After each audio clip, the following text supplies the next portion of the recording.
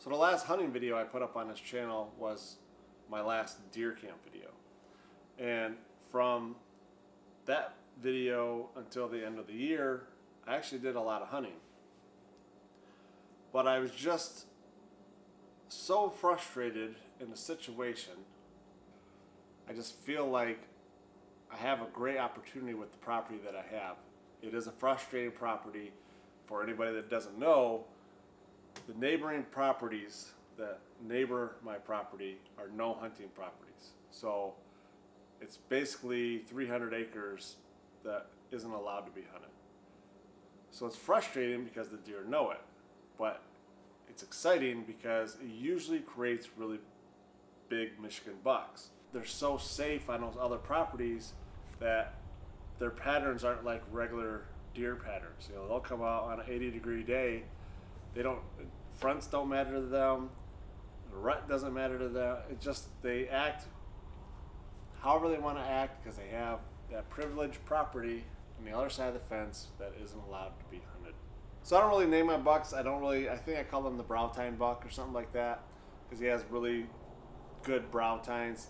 For some reason, the genetics at that property seems like the racks are usually pretty good, but there's always just little tiny picky brow tines. And this buck has some good, FU brow tines. And so I call him the brow tine buck. Like I said, he's not a huge buck, but he was definitely the most dominant buck on the property. This was actually my first hunt after deer camp. I am not a really big firearms hunter.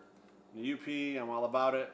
Down here, I don't know. It doesn't get my heart pumping like, having that bow in your hand and that buck is at 20 yards and, can everything work out so that you can shoot that deer.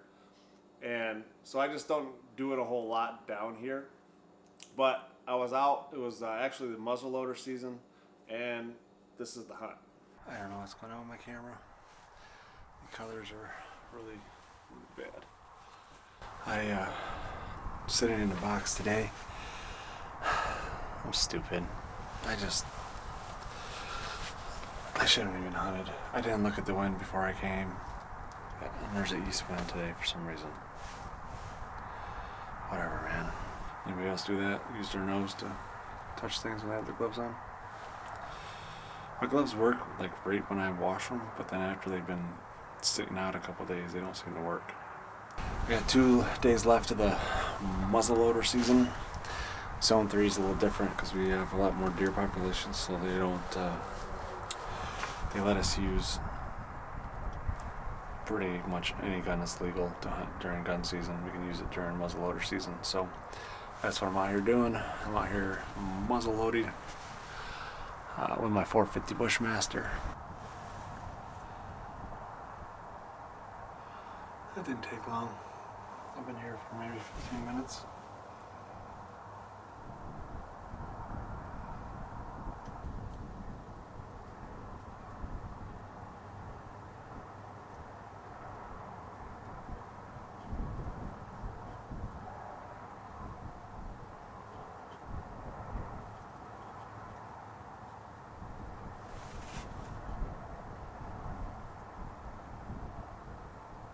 I just saw a buck. I don't know where it went. It must have went back into the woods.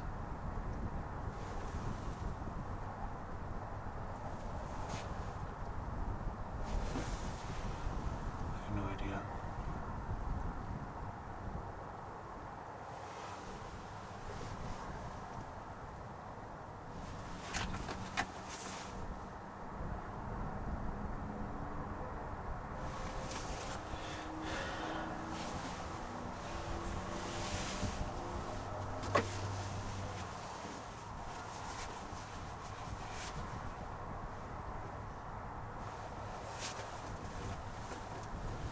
Making our way over here slowly.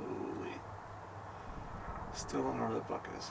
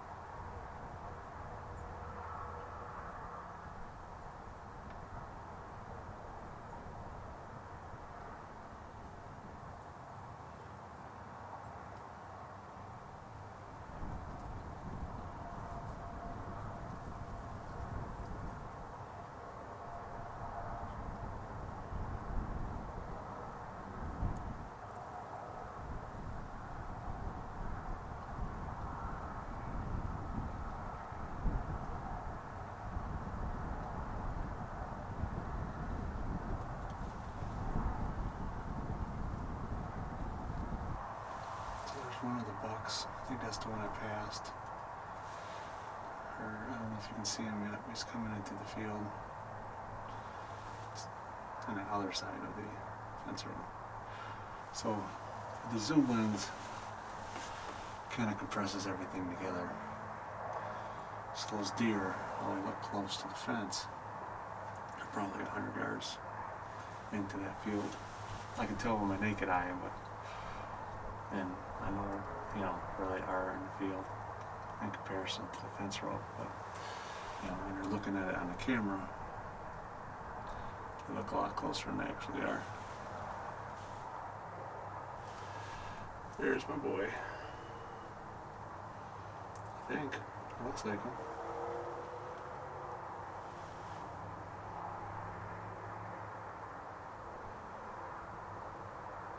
Yep, that's him.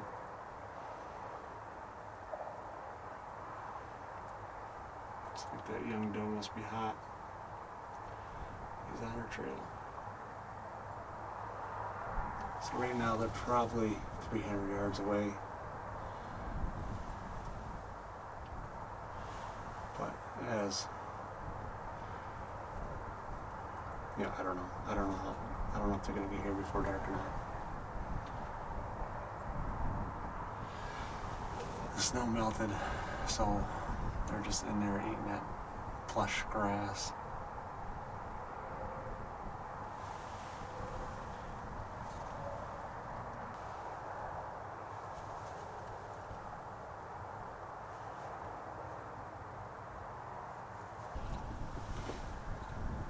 So they're getting closer. They're slowly coming this way. I can't find the buck right now, but it looks like him maybe up in the top left corner, or in the left side of the frame, I should say, not the left corner. Some big turkeys.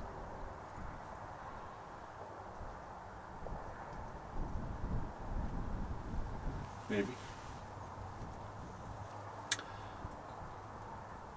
Never really get my hopes up with this property.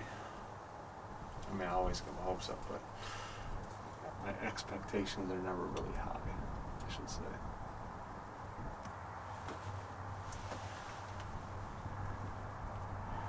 So they're starting to move in to our side. The 3 does. Looks like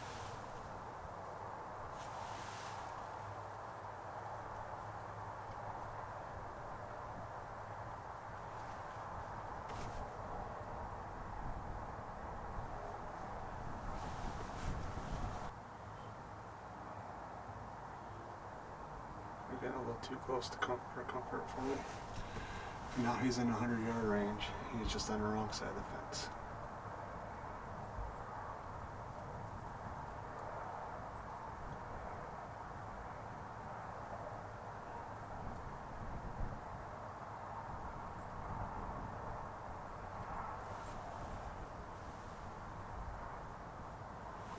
I'm getting too close. I gotta whisper.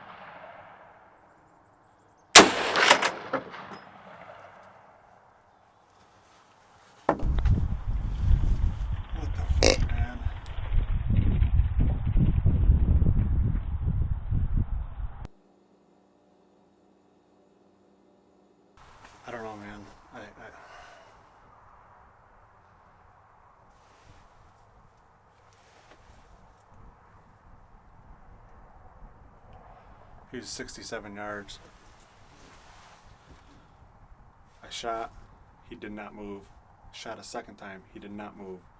Third time, nothing. I don't know. My gun it's got to be off by 20 inches. I just shot it like a week ago. I don't know, man. I don't know. No excuses, but season's over at this farm, I can tell you that. I'm gonna go out there and look for blood. I'll be back. Season's over, man. I'm not coming back out here. So I took it to Toyota Firearms where I bought the gun. They ended up bore sighting the gun, and with 2 different bore sights, it was off by 5 inches at 10 yards. So I don't know what happened. I don't know if I dropped the gun. I don't remember dropping the gun. I do throw it in and out of my truck quite often in the case. I have a Leupold scope on it, which has a turret that is basically made for the 450. So with the turret, the way it works is you set it to 0, and then that is your 100-yard mark or your 50-yard mark. I can't remember which one is which, but it either starts at 100 or starts at 50. I can't remember. But regardless, you set that to 0.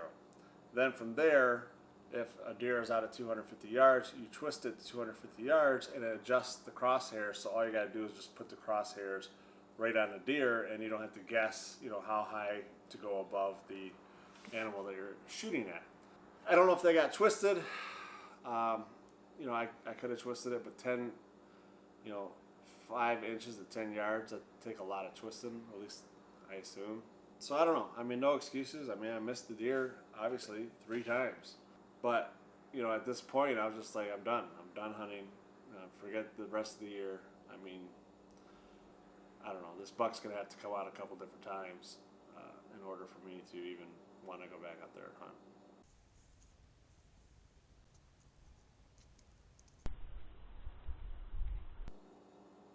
Fuck.